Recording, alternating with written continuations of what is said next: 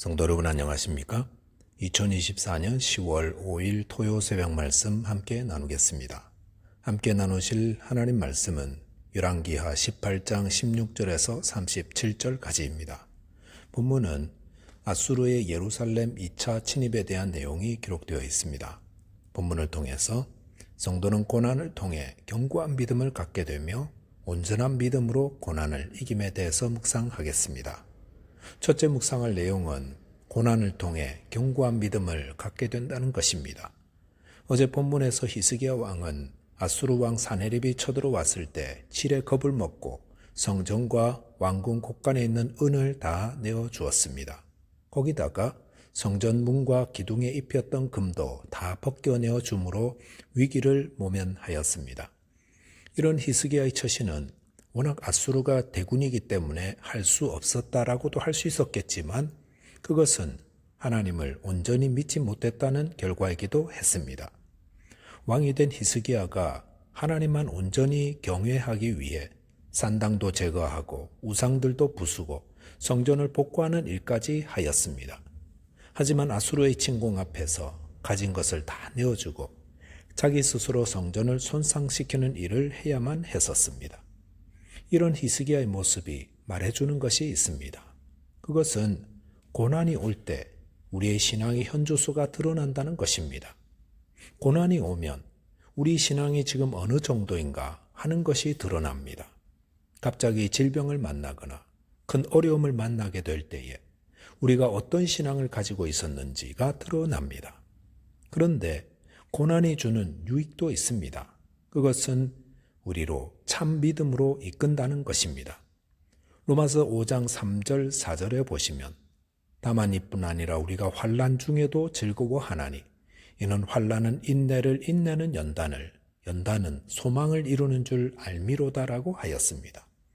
환난이 우리를 인내의 사람이 되게 하며 또한 더욱 견고한 믿음을 갖도록 연단하며 더욱 소망의 사람이 되게 합니다.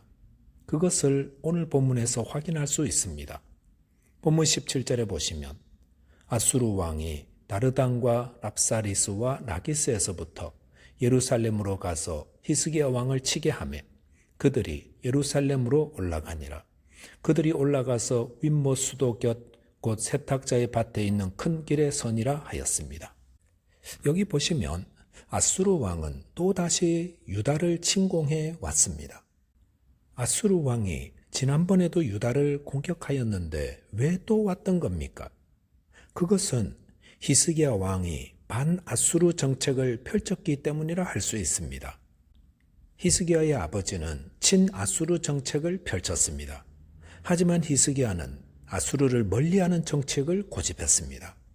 그래서 아수르 왕은 대군을 보냈던 거지요. 그런데 히스기야 왕이 아수르군을 대하는 태도가 1차 공격과는 확실히 달라졌습니다.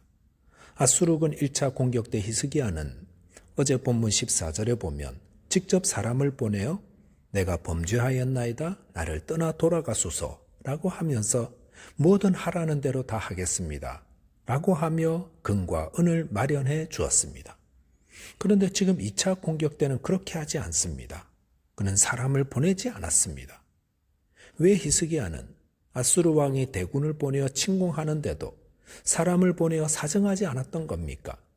그것은 그가 후에 취한 행동으로 볼 때에 하나님을 의지하지 않았던 1차 공격 때에 자신의 불신앙으로부터 교훈을 얻었기 때문이라 할 수 있습니다. 즉 히스기야는 아수르 1차 공격 때 자신이 행한 불신앙의 태도를 통해 깊이 각성하고 앞으로는 그러지 말아야겠다. 교훈을 삼고 결단하였다 할 수 있습니다. 성도 여러분, 고난이 왔을 때 우리는 때로 연약하여 후회스러운 결정을 내릴 때도 있습니다. 믿음이 약하여 쉬이 넘어지는 때도 있습니다. 하지만 이를 통해 성도는 다음 고난에는 믿음으로 살기로 결단하며 더욱 견고한 믿음을 가지게 됩니다.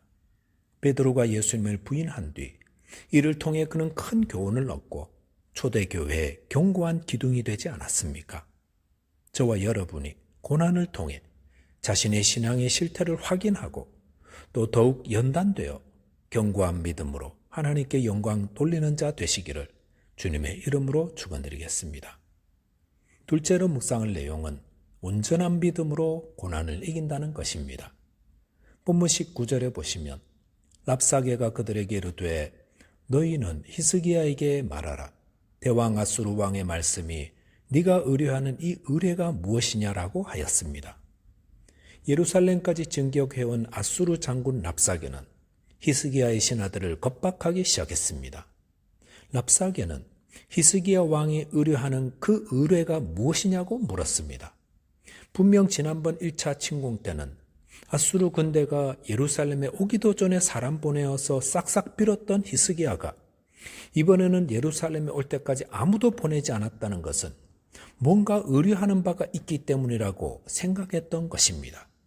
랍사게는 히스기야가 의뢰할 만한 세 가지를 이야기하였습니다. 첫째는 히스기야의 군사력입니다. 그래서 본문 20절에 보시면 네가 싸울 만한 계교와 용력이 있다고 한다마는 이는 입에 붙은 말뿐이라 내가 이제 누구를 의뢰하고 나를 반역하느냐라고 하였습니다. 두 번째는 애굽입니다. 본문 21절에 보면 이제 네가 너를 위하여 저 상한 갈대 지팡이 애굽을 의뢰하도다. 사람이 그것을 의지하면 그의 손에 찔려 들어갈지라. 애굽의 왕 바로는 그에게 의뢰하는 모든 자에게 이와 같으니라 하였습니다. 랍사게는 애굽 왕은 상한 갈대 지팡이라 했습니다.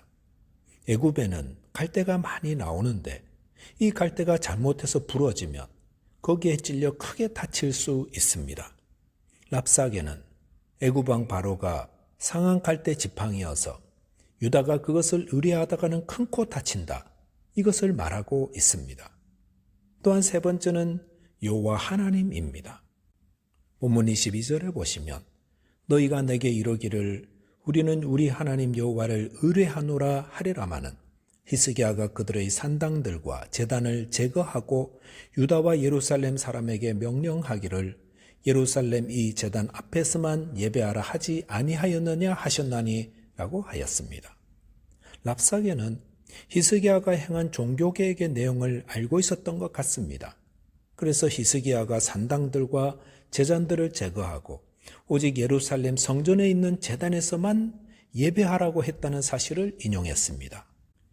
그러면서 본문 33절에 보시면 민족의 신들 중에 어느 한 신이 그의 땅을 아수르 왕의 손에서 건진 자가 있느냐라고 하였습니다.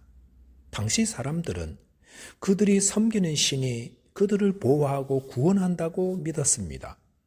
그래서 한 민족이 다른 나라에 침공을 당해 망했다면 그것은 군사력의 패배라기보다 그들 신의 패배로 이해했습니다.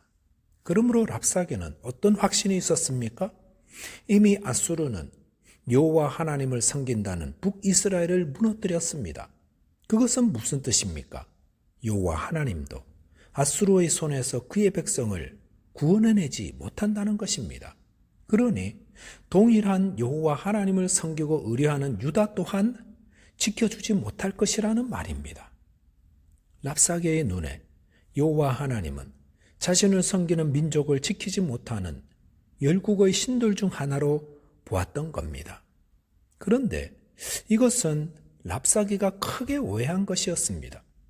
북이스라엘의 멸망은 여호와 하나님이 힘이 없으셔서 지켜주지 못한 것이 아니었습니다.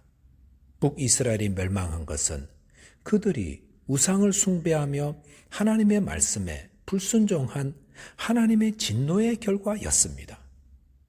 하나님을 모르는 자들은 겉으로 보이는 것을 가지고 이렇게 믿는 자들을 조롱하고 비웃기도 합니다. 그런데 그들의 논리는 너무도 견고하고 또한 주위 상황도 그들의 말을 지지하는 듯해 보입니다. 그럴 때 성도는 하나님을 의뢰하는 믿음을 더욱 견고히 해야 합니다. 왜냐하면 이렇게 하나님의 이름을 모독하였던 랍사게와 그 군대는 하나님의 진노의 손길에 떨어져 몰살당하고 말 것이기 때문입니다.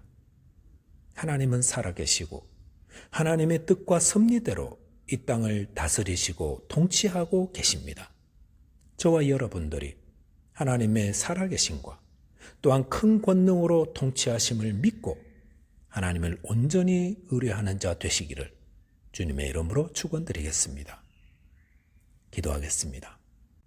하나님 아버지, 저에게 믿음을 더하여 주옵소서. 저희에게 오는 모든 환난과 핍박을 주님이 아시오니 주님만 바라보며 또 온전한 믿음으로 승리하게 하여 주옵소서. 예수 그리스도 이름으로 기도하옵나이다. 아멘. 오늘도 믿음 안에서 승리하는 하루 되시기 바라겠습니다. 감사합니다.